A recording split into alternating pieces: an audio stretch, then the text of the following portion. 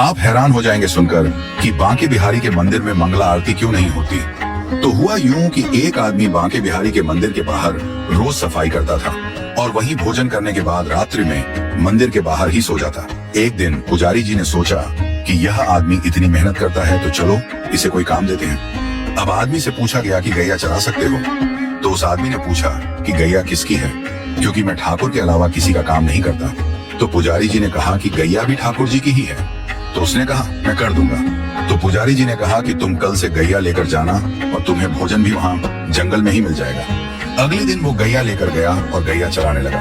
रोजाना उसके पास दोपहर में खाने के समय पर भोजन पहुंच जाता था। अब एक दिन क्या हुआ कि भोजन के समय पर भोजन नहीं आया, तो भूख की वजह से वह आदमी चिंता में आ गया। सोचने लगा कि जाकर पुजारी जी से शिकायत करूंगा और बहुत गुस्सा होने लगा। तभी एकदम से पीछे से आवाज आई कि गवाले आजा, अपना भोजन कर ले। और उसने पीछे देखा तो वहां दिखा तो कोई भी नहीं, लेकिन एक पेड़ के पास लाल मखमली कपड़े में कुछ बंधा हुआ रखा। वह गवाला वहां गया और जाकर देखा कि वहां तो भोजन रखा हुआ है। उसने उस कपड़े को खोला तो देखा कि 56 भोग तरह तरह का भोजन उस मखमली कपड़े में रखा हुआ था। तो गवाले ने सोचा कि आज भोजन बहुत ज्यादा बना है, तो बनाने में थोड़ा समय लग गया होगा, इसलिए देरी हो गई। लेकिन फिर भी उसने कहा कि आज कोई आदमी दिखाई नहीं दे रहा है जो भोजन लेकर आया। तो कहीं ऐसा तो नहीं कि ठाकुर जी खुद ही भोजन लेकर आए हों, क्योंकि वह कृष्ण का इतना अनन्य भक्ता था तो उसे विश्वास था कि कृष्ण कभी भी उसके पास आ सकते हैं। उसने आराम से भोजन किया और वो लाल कपड़े में सारे बर्तन बांध करके शाम को पुजारी जी के पास पहुंचा और जाकर बोलता है, पुजारी जी आज आपका कोई आदमी भोजन देने नहीं आया।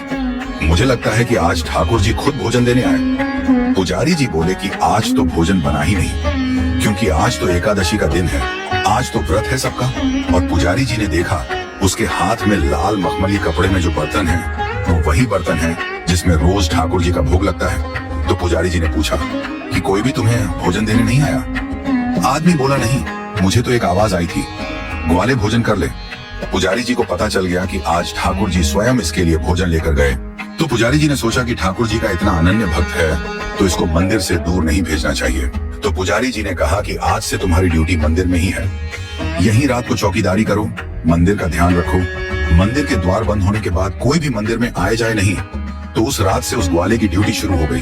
वो मंदिर की चौकीदारी कर रहा था, तभी आधी रात को स्वयं बांके बिहारी बाहर आए और चौकीदार से बोले कि मुझे जाने दो। उस ग्वाले ने ठाकुर को रोक लिया तो ठाकुर जी ने पूछा, भाई मुझे क्यों रोक रहा है, मुझे तो जाने दे।